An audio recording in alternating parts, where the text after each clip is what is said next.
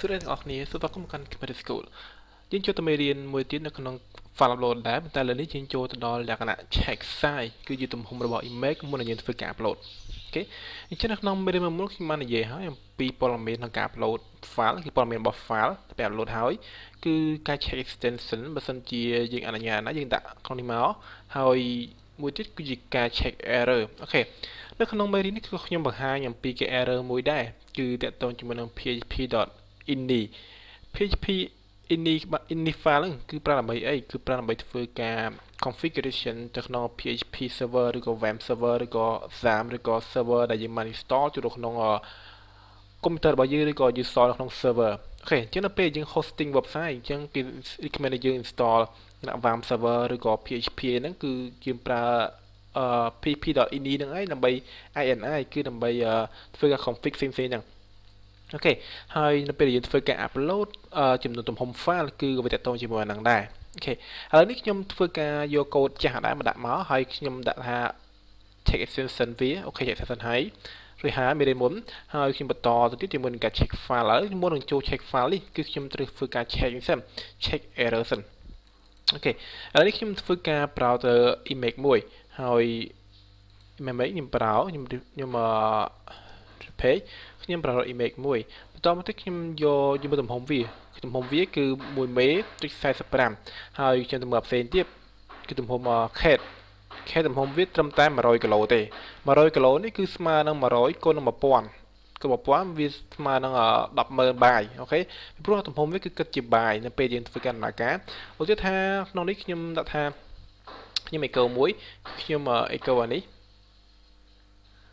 echo ទំហំវាโอเคទំហំវាអញ្ចឹងនៅពេលខ្ញុំធ្វើការ upload cat open upload មកចុះបង្ហាញយើងមិញទំហំវាអូខេអញ្ចឹងគឺជាបាយគឺ1000គឺ100 2000បាយអូខេឬក៏100,000បាយ102796នេះគឺជាទំហំរបស់ image ដែលគឺជាបាយដល់ពេលខ្ញុំប្រូម្ដងទៀត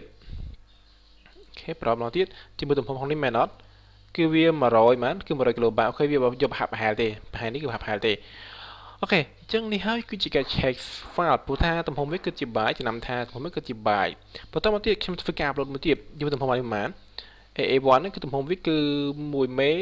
.45អូខេអញ្ចឹងធំ1.45អញ្ចឹងដល់ពេលខ្ញុំធ្វើការ upload វាម្ដងទៀតខ្ញុំ select វាហើយខ្ញុំ open វាខ្ញុំធ្វើការ upload អូខេអញ្ចឹងទំហំ0ហើយលេខ1អញ្ចឹងខ្ញុំបិទចោលខ្ញុំបិទកូដនេះខ្ញុំបិទឡើងកូដនេះចោលអូខេទៅមកធ្វើការកូដនេះដាក់ថា ប្រសិនបើខ្ញុំ check អូខេ extension វាគឺដើរធម្មតាហើយ ប្រសិនវាដើរឆែកថា $_error គឺស្មើ0គឺ upload ចូលឥឡូវយើងទៅមើលក្នុង folder របស់យើង PHP ខ្ញុំ delete វាចោលសិនខ្ញុំធ្វើការ upload ម្ដងទៀតខ្ញុំ pro វាគឺខ្ញុំ pro ទៅកាន់ head នេះមកមេជាង open ហើយធ្វើការ upload តាលេខ1គឺបង្ហាញពី error នេះអូខេនេះ error នេះហើយខ្ញុំទៅមើល folder ខ្ញុំគឺអត់មានទេអូខេ photo អត់មានទេព្រោះថាអីពីព្រោះថាវាទទួល error ឬក៏ខ្ញុំដាក់ចេះវិញខ្ញុំដាក់print or $file អូខេឥឡូវខ្ញុំធ្វើយ៉ាងវិញកុំឲ្យនៅឲ្យច្បាស់ខ្ញុំ refresh page send ជឿថា array name អូខេឈ្មោះត្រឹមត្រូវប៉ុន្តែ page type អត់មានទេ Taylor ទេ tmt name អត់មានដែរ Taylor error គឺស្មើ1 size គឺស្មើ0អូខេអត់នេះ size នេះលេខ1មិញហ្នឹងគឺលេខ1មិញនេះគឺខ្ញុំ echo នេះគេ error 1ចេញមក refresh អូខេនេះ error គឺស្មើ1 error ស្មើ1មានន័យថាយើងអាច upload បានទេឥឡូវទៅមើលនេះ photo អត់មានទេអូខេអត់មានទេដោយសារវា error លេខ1គឺស្មើលើអីគឺតកតងជាមួយនឹង PHP ini របស់ file ពីព្រោះថានៅក្នុងការ upload ចូលទៅក្នុង server របស់យើងគឺ PHP វាមាន ini សម្រាប់ធ្វើការ control ថាបើសិនជាទំហំ upload ប្រមាណយើងចង់ up ប្រមាណបើថាយើងឥឡូវទំហំក្នុងនេះខ្ញុំឥឡូវចូលក្នុង server សិនខ្ញុំលើវាខ្ញុំយក PHP មកខ្ញុំយក PHP ini អូខេខ្ញុំគ្លីកលើវាមកបង្ហាញយើងទៅមកខ្ញុំដាក់ថា find file underscore upload អូខេ find ទៀតអានេះមានន័យថាម៉េចមានន័យថា អនុញ្ញាត file upload អត់អូខេអញ្ចឹងអនុញ្ញាតឲ្យ file upload ចូលទៅមើលទៀត maximum size ឥឡូវសួរថាតើយើងចង់ឲ្យ file ទំហំប្រមាណឥឡូវទំហំដែលខ្ញុំបង្ហាញមិញហ្នឹងគឺ1មេជាងអញ្ចឹងវាអនុញ្ញាត error คลิก1បើសិនជាយើងដាក់ទំហំតូចជាង1មេអូខេអញ្ចឹងធ្វើការ upload បានស្រីឧទាហរណ៍ខ្ញុំប្រូនមេផ្សេងទៀតអានេះទំហំធំជាង1មេអនុញ្ញាតទៅគឺ error មិញហ្នឹងធំជាទំហំដែលយើងកំណត់ក្នុងនេះគឺកំណត់1មេប៉ុន្តែនៅពេលធ្វើការ upload គឺវាធំជាង1មេមើលថា size វាគឺ 1.45 មេអញ្ចឹងធំទៅពេលដាក់លើនេះ upload វាវិញគេយើងតូចជាង1មេទៅពេលធ្វើការ upload 40 full អូខេអត់ចូលមើល browser មានអូខេអាហ្នឹងគេតងជាមួយនឹងការ upload file អញ្ចឹងមុននឹងយើងធ្វើការ upload email ធ្វើការ upload file ផ្សេងៗទំហំវាគឺយើងត្រូវកំណត់ចូល php.ini ហើយយើងធ្វើការ change គឺ upload max file size ណាគឺជាទំហំដែលធំបំផុតដែលអនុញ្ញាត upload អញ្ចឹងខ្ញុំដាក់ថា2មេបើវា2មេអូខេខ្ញុំ save វាបន្តមកទៀតខ្ញុំធ្វើការ upload វាដល់ទៀតខ្ញុំចូល1មេនេះគឺទំហំវាគឺ1មេ.45គឺវាតូចជាង2មេអញ្ចឹងដល់ពេលខ្ញុំ select វាខ្ញុំ open វាខ្ញុំ upload error ទេដល់អូខេយើង upload បានទេព្រោះថាយើងអត់ទាន់ restart server អូខេហើយនេះគឺជា maximum number of file that you can upload ន័យថាយើងអាចធ្វើការ upload ប្រហែលឥឡូវថាមានclientច្រើនណាស់ធ្វើការ upload image អញ្ចឹងនិយាយថាក្នុងម្ដង upload បាន20 100 200អញ្ចឹងគេអាច upload ក្នុងកំណើពេលតែមួយអូខេអត់នេះជាចំនួនដែលយើង upload ក្នុងពេលតែមួយគេ single request អូខេឥឡូវខ្ញុំធ្វើការ restart server សិនគឺខ្ញុំ restart all service អូខេបើវាចោលហើយយើងធ្វើការប្រោម្ដងទៀតអូខេអំណាខាត់អូខេខ្ញុំប្រោម្ដងទៀតខ្ញុំយកទំហំមួយខ្ញុំ open ខ្ញុំធ្វើការ upload 40 full អូខេអត់គេ upload បានអត់ទៅមើលនេះបានទំហំវាគឺប៉ុន្មាន1.45 មេអញ្ចឹងមានថាវាគឺតូចជាង2មេដែលយើងកំណត់នៅក្នុង php.ini មិញហ្នឹងអូខេអញ្ចឹងនេះជាការកំណត់ទំហំមួយនៅក្នុង php.ini default វាគឺធម្មតា20មេប៉ុន្តែយើងអាចធ្វើការ change ទំហំឬក៏សាច់ចិត្តយើងឥឡូវនេះយើងចូលទៅមួយទៀតតើតើជាមួយនឹងការ check size ម្ដងឥឡូវយើងអត់ខ្វល់ពីហ្នឹងទេយើងខ្វល់ពីការ check size មួយទៀតនៅខាងក្រៅនៃកូដរបស់យើងប្រាកូដនេះដើម្បីធ្វើការ check size ម្ដងអូខេឥឡូវនេះខ្ញុំចូលទៅក្នុងនោះគឺខ្ញុំអនុញ្ញាតឲ្យ store ក្នុង PHP.ini មិញហ្នឹងគឺខ្ញុំអនុញ្ញាតឲ្យធ្វើការ upload ទំហំធំបំផុតគឺប្រហែលគឺធំជាងគឺតូចជាង2មេឥឡូវនេះខ្ញុំធ្វើការ check មកទៀត if ទំហំវាមួយទៀតទំហំថា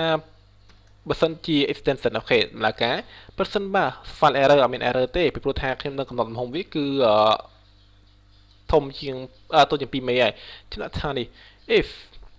ខ្ញុំទៅមើល size វានេះគេ file size ខ្ញុំ copy វា if file size តូចជាងឬក៏ធំជាង1មេអូខេ1មេទេអាហ្នឹងនិយាយពីមេទេគឺយើងនិយាយអំពីចំនួនវាគឺចំនួនប្រមាណយើងកំណត់ថាបើសិនយើងដាក់ 1000 គឺ1000 បាយអូខេបើយើងដាក់ថា1000 បាយគុណជាមួយនឹង1000ទៀតគឺវាស្មើទៅនឹង1គីឡូបាយគេអត់1គីឡូបាយគុណជាមួយនឹង1000ទៀតវាស្មើនឹង1មេអូខេអត់1គីឡូស្មើ1មេអញ្ចឹងបើយើងគុណជាមួយនឹងម៉ានអានេះគឺស្មើ1មេអូខេអត់បន្តមកខ្ញុំធ្វើការគុណវាមួយទៀតគុណជាមួយអីគុណជាមួយចំនួនមេឥឡូវនេះចន្លោះនេះគឺស្មើនឹង1មេ1បាយ1000បាយគុណជាមួយ1000គឺស្មើ1មេគុណជាមួយ1000ទេ1000ស្មើ1គីឡូចំនួន2គឺស្មើ1គីឡូចាំបើចំនួន3នេះគឺស្មើនឹង1មេបន្តមកចូលប្រមាណមេខ្ញុំដាក់ថាធំជាង1មេតូចជាង2មេ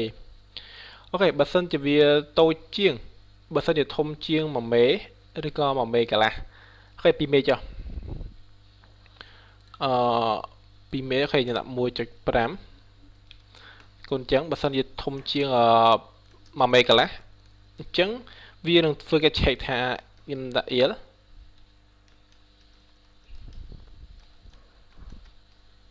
ខ្ញុំដាក់ il ខ្ញុំដាក់ថាខ្ញុំ copy វាខ្ញុំ paste ដាក់ថាfile size not allow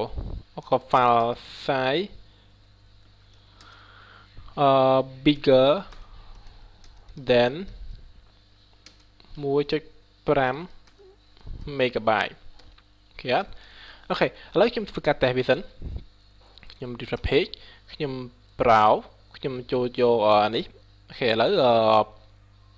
1.5 គឺតូចជាងមិញហ្នឹងពេល open ខ្ញុំ upload size bigger than 1.5 megabyte អូខេធំជាងនេះតូចជាងមិនត្រូវតូចជាងអនុញ្ញាតឲ្យវា upload បើធំជាងមិនអនុញ្ញាតទេខ្ញុំម្ដងទៀតខ្ញុំប្រូវាម្ដងទៀតខ្ញុំយកវា upload អូខេ upload successful ខ្ញុំមើលវា successful ខ្ញុំលុបវាចោលទៀតម្ដងទៀតពីព្រោះថា file ជាប់នេះគឺ rename ខ្ញុំលុបម្ដងទៅអូខេ successful ដែរខ្ញុំមើលអូខេមានធំវាប៉ុន្មានគឺ 1.45 អញ្ចឹងវាតូចជាងទំហំនេះគឺទំហំប៉ុន្មានអូខេខ្ញុំហៅថាបើសិនវាតូចជាង1 មេកន្លះអូខេអនុញ្ញាត upload បើធំជាងអនុញ្ញាតឥឡូវខ្ញុំបដូរវាទៅជា1 មេបានហើយខ្ញុំបដូរជា1 មេប្រសិនបើទំហំវាតូចជាង1 មេខ្ញុំ upload បានតែបើទំហំវាធំជាង1 មេអញ្ចឹង error ន័យថាធំជាង1 megabyte ឃើញអញ្ចឹង file ដែលធំជាង1 megabyte មិនអនុញ្ញាតទេអញ្ចឹងដល់ពេលខ្ញុំធ្វើការrefresh page ហើយខ្ញុំធ្វើការ upload ម្ដងទៀតឡើយទំហំវាគឺធំជាងប៉ុន្មានគឺធំជាង 1.45 clear វាខ្ញុំ open ហើយធ្វើការ upload អូខេ successful ធម្មតាហើយមានធ្វើការ upload ផ្សេងទៀតដូចជា upload file នេះគឺ file ទំហំប៉ុន្មានទំហំតែ100 គីឡូទេអញ្ចឹង upload អត់បញ្ហាទៀត upload successful ទៀតមើល file upload អូខេអញ្ចឹងនេះហើយគឺជាការ check size មុនធ្វើការ upload ពីព្រោះថាបើ server យើងទិញដាក់ hosting ថ្លៃអញ្ចឹងយើងមិនអាចធ្វើការ upload ដោយសេរីឬក៏ unlimited ឬក៏ទំហំធំពេកទេហើយការ upload ទំហំ file ធំពេកនោះវាអាចធ្វើឲ្យយើងធ្វើការដាក់ error ឬក៏ stuck ទៅនឹង server ឬក៏ browser យើងរយៈពេលដែលកំពុង upload ហ្នឹងអូខេហើយនៅក្នុងមេរៀននេះគឺមានតែប៉ុណ្្នឹងទេនិយាយអំពីការ check file size នៅក្នុង php.ini ហើយនឹងធ្វើការ check file size ដោយខ្លួនឯងអូខេអញ្ចឹងកុំច្រឡំអក្សរថាដើម្បីធ្វើការ check file size គឺយើងត្រូវគិតជាបាយអញ្ចឹងនៅពេលយក1000 byte គឺស្មើនឹង1គីឡូ1000 byte នៅពេលយក1000 byte គុណនឹង1000ទីគឺស្មើនឹង1គីឡូនៅពេលយើងគុណ1000គឺស្មើនឹង1មេហើយគុណនេះគឺចំនួនមេអូខេអញ្ចឹងក្នុងមេរៀននេះប៉ុណ្ណេះនិយាយអំពីការ upload file php.ini ហើយនឹងការ check file ដល់ខ្លួនឯងចាសអរគុណបាយបាយ Hello សួស្តីអ្នកនរសូមស្វាគមន៍មកកាន់ Khmer School អូខេតើយើងចូលទៅមេរៀនមួយទៀតតកតងជាមួយនឹង Object Oriented Programming អ្វីដែលជា Object Oriented Programming Object Oriented Programming គេប្រើវាដើម្បីធ្វើការបង្កើតនៅ website ឬក៏បង្កើត application Windows ផ្សេងៗហ្នឹងគេហៅថា Object Oriented Programming ហើយ Object Oriented Programming មិនមែនមានតែក្នុង PHP ឬក៏ JavaScript ទេគឺមាននៅក្នុង VB C# រាល់ភាសាទាំងអស់គឺតែមានវាប៉ុន្តែក្នុង PHP គឺដល់ឡែកគឺជាធម្មតាគឺមានតែក្នុង PHP5 ទេដែលមាន Object Oriented Programming PHP4 ចុះទៅតាម version វាអាចមានអត់មានហើយនៅក្នុង Object Oriented Programming គឺគេប្រើអីខ្លះគឺគេប្រើ class ហើយនិង object ហើយវាជា class ហើយ object អូខេឥឡូវខ្ញុំនឹងបង្ហាញស្គាល់ថាវាជា class ហើយនឹងការបង្កើត class និងបង្កើត object class គឺជាអីគេឧទាហរណ៍ថា class គឺជាអីគេឥឡូវឧទាហរណ៍ថាក្នុងការសង់ផ្ទះពេលសង់ផ្ទះជាធម្មតាយើងមិនអាចសង់ដោយគ្មានប្លង់ទេអូខេហើយប្លង់អីគេហៅថា class អូខេនៅពេលយើងបង្កើតប្លង់ពេលយើងបង្កើតប្លង់មិនได้ថាយើងបង្កើត class នៅពេលយើងសង់ជារូបរាងពិតប្រាកដដូចជា object គឺថាជាផ្ទះតែម្ដងដោយសង់ប្រើស៊ីម៉ងត៍ប្រើឥដ្ឋប្រើអីអស់ហ្នឹងគេហៅ object គេអញ្ចឹងនេះហើយគឺជាប្លង់នេះជា object សួរថាបើសិនជាមានតែប្លង់អត់ object គឺថាមានតែ class អត់ object ឬក៏មានតែប្លង់អត់ធ្វើដដែលអញ្ចឹងសួរតែមាន object អត់មានទេគឺតែប្លង់មានប្រយោជន៍អត់មានទេបើថាយើងបង្កើតប្លង់យើងត្រូវបង្កើត object បើសិនជាមានតែប្លង់ឬអត់ object អូខេអញ្ចឹងបើថាមានតែ class អត់ object ឬមួយក៏មានតែប្លង់អត់មានផ្ទះចាំន័យថាប្លង់អត់ប្រយោជន៍ទេគឺទុកចោលអត់បានប្រយោជន៍ដែរតែបើសិនជាយើងមានតែផ្ទះហើយអត់ប្លង់អញ្ចឹងយើងមិនដឹងថាសង់យ៉ាងម៉េចទេអូខេអត់អូខេអញ្ចឹងនៅក្នុង Object Oriented Programming គឺយើងឯងគឺយើងប្រើ class ហើយ object យើងប្រើ class គឺជាគំរូគេជាប្លង់ឬជាអ្វីដែលយើងធ្វើឲ្យសម្រាប់ឲ្យយើងធ្វើការសាងសង់ណាវាគឺជាជំហានទី1ហើយ object ជាជំហានទី2អូខេខ្ញុំបង្ហាញអំពីរបៀបបង្កើត class អូខេក្នុង PHP គេបង្កើត class ជាមួយនឹង keyword class ហើយជា name គេថា name class name អូខេគ្នាអូខេនឹងហើយគឺជា class នៅការបង្កើត class ក្នុង PHP ដាក់ keyword class ជា class name ហើយក្នុងនេះគឺជា code ឬក៏ជា property គេថាជា property ហើយនៅក្នុង property ហ្នឹង and method property គឺសំដៅទៅលើ variable ហើយ method គឺទៅលើ function អូខេអញ្ចឹងនៅក្នុងខ្លះគឺមាន variable property method ឬក៏ function នៅក្នុងខ្លះហ្នឹងហើយសួរថានៅពេលយើងបង្កើតខ្លះហើយយើងបង្កើត property ហើយ function ហើយ method ហើយ variable ហើយសួរថាយើងទៅពេលបង្កើតមានដំណើរការភ្លាមអត់ទេពីគ្រាន់តែបង្កើតទម្លាក់គំរូនៅពេលដែលយើង extension មានទៅជា object ទើបវាដំណើរការជាគឺអាចដំណើរការកូននឹងបានឬក៏ប្រើប្រាស់បានអញ្ចឹងរបៀបបង្កើត object ធ្វើមិនទៅអូខេឥឡូវខ្ញុំបង្កើត class name មួយមានឈ្មោះថា class name អញ្ចឹងខ្ញុំបង្កើត object មួយដែលថា $object ស្មើនឹង new គឺជាអីគឺជា keyword មួយប្រើដើម្បីអីប្រើ extension class ណែអូខេ